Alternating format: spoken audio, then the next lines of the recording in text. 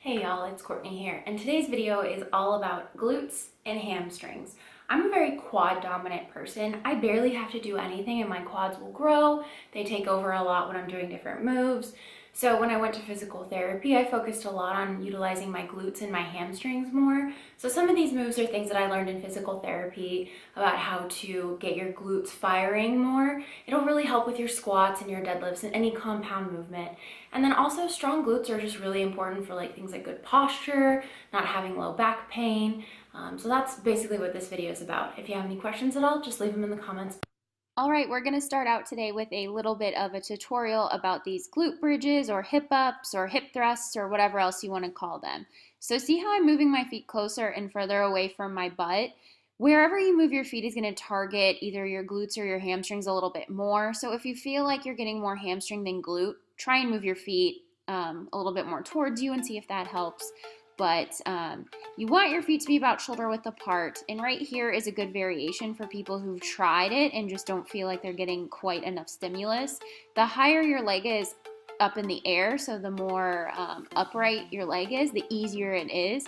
And if you lower it down a little bit so that it's like maybe an inch off the ground, you're gonna have a little bit harder of a workout. Some people like to elevate. I don't. I feel like it hurts my neck and I just can't ever find a good position. But you can use like something simple like this step up, or you can use something a little bit more advanced like a bench. Just mess with the heights and see which one will target whatever muscle you want more appropriately. And again, you can add in these little variations for some extra work. But yeah, feet about shoulder width or hip width apart and drive through your heels. So here I am doing it with a barbell. This is my favorite way to do these because I just don't feel like I get enough stimulus from doing, anything less than, like, this is 135 pounds. This is a good start set for me. If you'll look at my toes, they sometimes come off the ground, and that's how you know that you're driving through your heels, which is important. Some tutorials will show people on their toes. That's not right. You really want to drive through those heels. And I pause just a touch at the top, not so much in this set, but in my later sets I will. And that's really where you contract your glutes the most and you can really feel it there. I added that little barbell pad for this particular set just because I was feeling it a little bit with the pain over my hips. But that's something that you can do. You can also use like one of those mats that I'm sitting on. You can put that there if you don't have one of those little pads. But again, driving through the heels, that's why my toes are off the ground. And just really focus on squeezing your glutes when you get to the top. Add as much or as little weight as you need, and I did about 4 sets of 15 here. The next one you can do with sliders, but it's gonna be hard because you can't really elevate like you can here. So this is a row machine. I'm laying on the ground right behind it, and I've got my heels on the seat part and just sliding in and out. This will really hit your hamstrings. And when I mean really, I mean you don't even have to add any weight or any sort of resistance because this is really killer. My hips really aren't that far off the ground. They don't have to be for you to feel that connection. I put them a little bit higher for this one, and I don't really feel like it did too much in terms of targeting my hamstrings more or less. But these are really, really great. You're going to feel them. But yeah, just focus on, again, driving through your heels and then curling it in and out. The next exercise I did is a side step into a curtsy lunge. You don't have to bring your knee up like I did. I just felt like it was a nice thing to kind of target some more muscles and power up. So that's the curtsy lunge aspect, and then up. And then the curtsy lunge, and then up.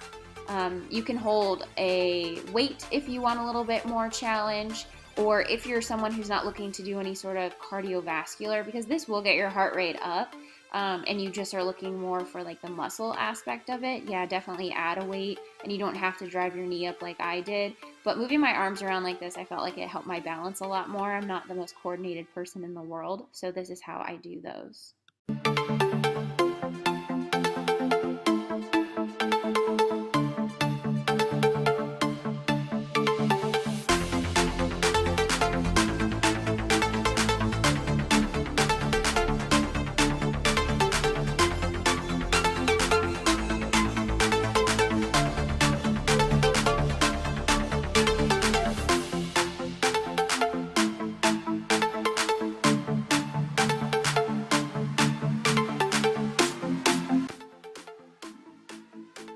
This next exercise is a 3-way deadlift. I learned this in physical therapy. So it's kind of like a Romanian one-legged deadlift, but you do a front, an inner, and an outer.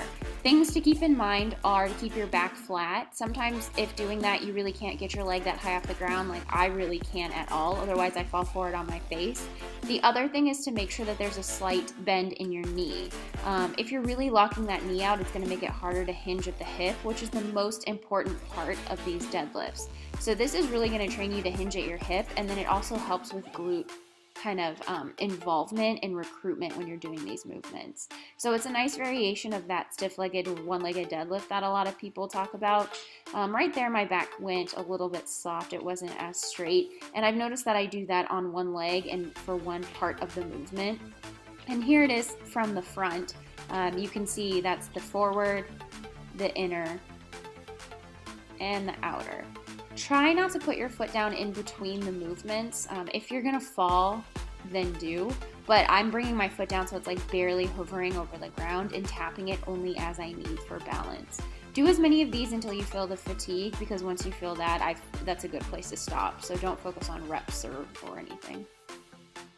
This next one is a good exercise to do if you don't have a glute ham raise machine at your gym. Not a lot of people do. So what I've done is I've set up a bench, and you'll see that there's some dumbbells on top of it, about 150 pounds, because otherwise the bench will come off the ground. But what you're doing is slowly lowering your body down, and then you'll get to a point where your hamstrings really can't keep you upright anymore, and you kind of fall forward, and then you use your arms to push yourself back up, but still focus on contracting your hamstrings on the way up.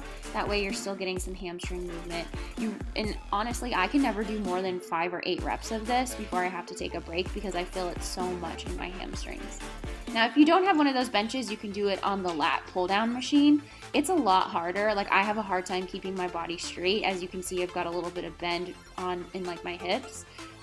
But this is another thing to do if you don't have that machine, or if you can't put enough weight on the bench to keep it downward. And it's the same thing.